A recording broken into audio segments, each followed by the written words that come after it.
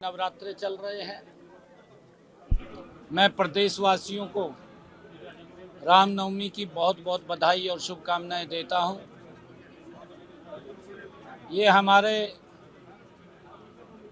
माँ दुर्गा के नवरात्रे पर्व हैं और हमारी संस्कृति के साथ जुड़े हुए पर्व हैं। भगवान श्री राम के चरणों में मैं प्रार्थना करता हूं कि हमारा हरियाणा प्रदेश विकास की नई ऊंचाइयों को, बुलंदियों को छुए, ऐसी भगवान श्री राम से प्रार्थना करता हूं। और हमारे हरियाणा प्रदेश के 2 करोड़ 80 लाख लोग स्वस्थ और मजबूत रहें, ऐसी कामना करता हूं।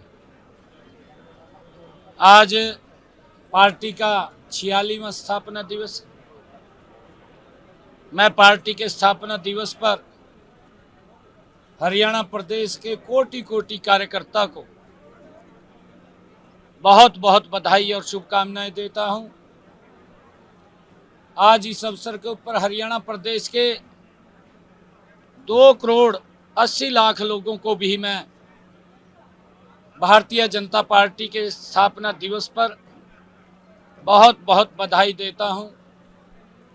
आदरणीय नरेंद्र मोदी जी के नेतृत्व में ये भारत गति से आगे बढ़ रहा है और हमारे अटल बिहारी वाजपेयी जी ने जब 6 अप्रैल 1980 को पार्टी की स्थापना हुई, अटल बिहारी वाजपेयी जी इसके प्रथम अध्यक्ष बने।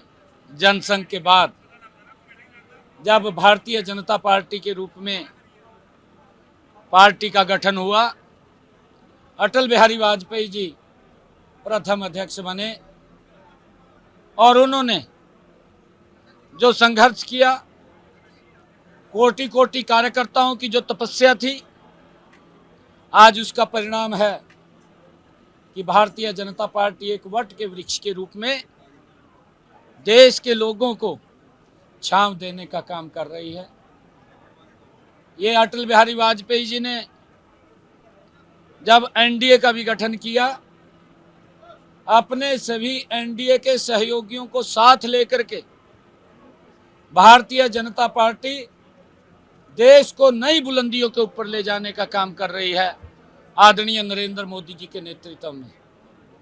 आज पंचकुला में पार्टी के स्थापना दिवस के अवसर पर हमने यहाँ पर जो हमारा अटल मार्ग है, अटल मार्ग और उसके साथ ही अटल पार्क, जिसमें अटल बिहारी वाजपेयी जी की स्मृतियों को जो यहाँ पर देखने के लिए आएंगे, उनको उनके जीवन के बारे में, उन्होंने जो जो संघर्ष किए हैं, वो यहाँ पर देखने को और उसको जानने को मौका मिलेगा।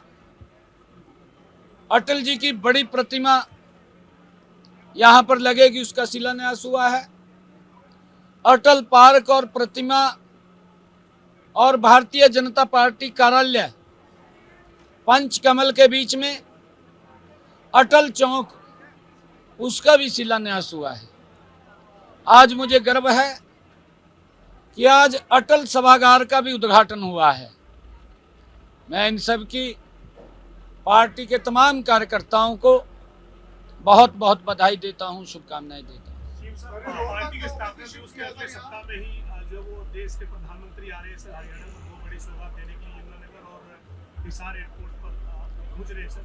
लेकिन इस बीच से विपक्ष के सांसद जयप्रकाश ने ये बात कही थी कि हिसार एयरपोर्ट से कोई फ्लाइट नहीं उड़ेगी, लेकिन अब अयोध्या की फ्लाइट, पहली फ्लाइट जो वो उसका हरी झंडी दिखाएंगे पीएम साहब आ रहे हैं सर। क्या कहेंगे विपक्ष ने जो कहा था उस पर और ये पीएम का जो कार्यक्रम? कल हिसार में भी प्रेस के बंधुओं ने इस बात को पूछा था। मैंने जयप्रकाश जी को आमंत्रित किया है। वो आवेश में आ जाते हैं, क्योंकि आवेश में इसलिए आ जाते हैं, मोदी जी तो काम कर रहे हैं, देश को आगे बढ़ा रहे हैं, परंतु कांग्रेस में ऐसा नहीं प्रचलन था। उनको तो ऐसा लगता है भी ये भी झूठ बोल रहे, जैसे वे झूठ बोलता थे। मैंने जयप्रकाश जी को आमंत्रित किया है कि वो मंच पर आएं और फ्लाइट भी देखें, फ्लाइट में वो भगवान श्री राम के दर्शन करने भी जाएं। हम उनको आमंत्रित करते हैं क्योंकि वहाँ के सांसद हैं, उनका दायित्व भी बनता है, उनको आना चाहिए, वो आएँ। निमंत्रण तो सरकार की तरफ से जाता ही है सभी के पास, चाहे पक्ष का है चाहे विपक्ष का है। ये हमारे यहाँ तो इस प्रकार की प्रथा नहीं है। हमारे यहाँ तो जो सांसद है उसको बुलाते हैं और निमंत्रणों से जरूर जाएगा, उनको आना चाहिए। मुख्यमंत्री जी रोहतक कार्यालय भी शिफ्ट हुआ है, अब इस तरीके से पार्टी का संचालन यहाँ से हो, क्या वजह है इसके पीछे? नहीं, देखिए, क्योंकि सरकार और लोगों के काम चंडीगढ़ से होते हैं, पार्टी के कार्यकर्ता भी इस कार्यालय का आकर के बहुत उपयोग करते हुए कामों को अपने गति दे सकते हैं। इससे बड़ा लाभ कार्यकर्ताओं को और प्रदेश के लोगों को होगा, क्योंकि वहाँ भी कार्यालय है, ऐसा नहीं है, यहाँ से भी चलेगा और वहाँ पर भी पार्टी के विभिन्न कार्यक्रम होते रहते हैं, वो वहाँ पर भी रहेंगे। सर, प्रदेश के कई जिलों में जो सरकारी स्कूलों में बच्चों को किताबें मुहैया होती थी वो भी नहीं पहुंची है, देरी हो रही है, सेशन जो है वो स्टार्ट हो चुका है, और क्या स्टेटस है, क्या रिपोर्ट? नहीं, देखिए, उसका टेंडर हो गया था, वो टेंडर से सारी प्रक्रिया आती है। टेंडर हो गया था, जल्दी ही वो बुक्स आ जाएंगी और बच्चों तक वो पहुंचेंगी। हमने इस बात को भी सुनिश्चित किया है कि जो प्राइवेट स्कूल्स के अंदर बच्चे वहाँ किताबें वो लेते हैं, किसी के साथ भी वो अन्याय ना हो, किसी को भी किताबों की आड़ के अंदर उनका शोषण ना हो, उसका भी ध्यान रखा जाए। सीएम साहब आज जो है वो रणदीप सुरजेवाला ट्वीट कर रहे हैं, कांग्रेस के कई नेता ट्वीट कर रहे हैं कि नायब सिंह सैनी मुख्यमंत्री ने गारंटी दी थी हरियाणा के युवाओं को रोजगार की, लेकिन अब एचकेआरएम से टीचर्स को अलग अलग सिंचाई विभाग में अलग जगह पर जो हटाए जा रहे हैं, नोटिस दिए जा रहे हैं, हटा भी दिए सरकारी कर्मचारी एचकेआरएम से, इसकी वजह क्या है सर? आपने बात की विभाग से? कोई ऐसा नहीं है। रणदीप सुरजेवाला कल भी मैं देख रहा था, वो ट्वीट पे ट्वीट करी जा रहे हैं। हमने ये कहा था, वो कल एक वीडियो भी मेरी दिखा रहा था, कहा जी पत्थर पे लकीर है। भाई, पत्थर पे लकीर आज भी है, आज भी पत्थर पे लकीर है। एक भी बच्चा कोई जिसको हमने सुरक्षित किया है, 1,20,000 जिनका कार्यकाल 5 साल पूरा हो गया था, ऐसे युवाओं को हमने सुरक्षित किया है, किसी को भी नहीं हटाया जा रहा। ये तो खाली गुमराह करने का काम कर रहे हैं। क्या कारण है, कौन से विभाग में क्या हुआ है, वो जांच का विषय है, वो देख करके उसको करेंगे। वक्त की संपत्तियों की जांच मुख्यमंत्री ने वहां पे दे दी, आप लोग भी चेक कराएंगे यहाँ पर कितनी ऐसी संपत्तियां जो कब्जे में है जिसको लेकर सरकार सजग है?